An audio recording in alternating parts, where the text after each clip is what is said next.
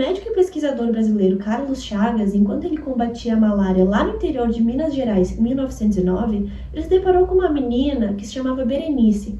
Ela apresentava uma febre baixa contínua, tinha um inchaço em um dos olhos e lesão na pele que parecia um furúnculo. Como médico, aquilo chamou a atenção dele e, simultaneamente ao combate da malária, foi assim que ele descobriu a doença que hoje em dia leva o seu nome, a doença de Chagas.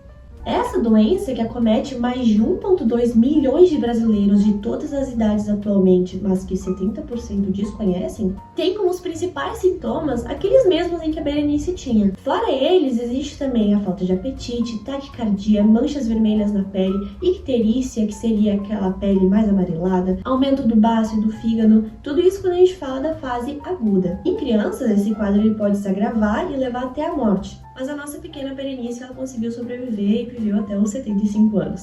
Já na fase crônica, os pacientes eles passam um longo período de tempo, ou até mesmo a vida inteira, sem apresentar sintomas. Porém, eles passam a ser portadores do agente causador, que é o protozoário Trypanosoma cruzi. Por conta do nome do agente causador e aonde ele foi descoberto, a doença de Chagas também leva o nome de Trypanossomiase americana. O Trypanosoma cruzi ele tem como principal hospedeiro e transmissor um inseto que se chama barbeiro, porque ele normalmente pica o rosto das pessoas. A transmissão da doença não ocorre pela picada em si, mas sim pelas fezes que esse inseto ele solta no momento da picada, em que a pessoa instintivamente coça o local e acaba levando o protozoário para dentro do orifício aberto. Além disso, pode ocorrer também através da ingestão de alimentos contaminados com essas fezes, através de transfusão de sangue, transplante e também de mãe para filho através da gravidez. Apesar de afetar mais de 6 milhões de pessoas no mundo todo, grande parte delas é na América Latina. Para poder ser diagnosticado, é feito um exame de sangue, onde o agente causador poderá ser identificado através de métodos laboratoriais, em que se visualiza o inseto direta ou indiretamente,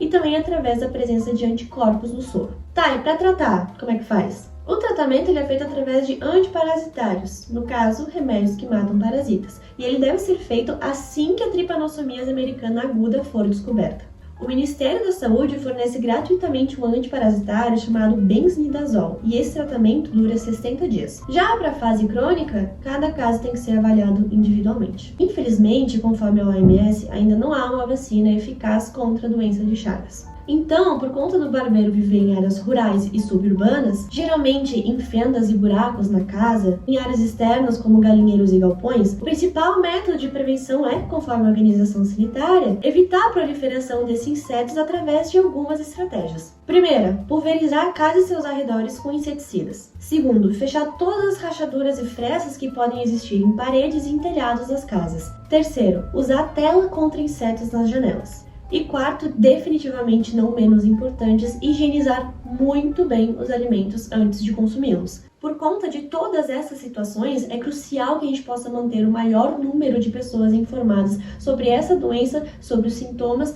e a prevenção, principalmente para aqueles que moram em zonas rurais ou suburbanas. Para que a gente possa, assim, diminuir o número de infectados dessa doença, que, apesar de, na época, essa descoberta ser uma grande conquista para o mundo médico, também é de enorme preocupação devido à situação precária em que grande parte da América do Sul se encontra atualmente.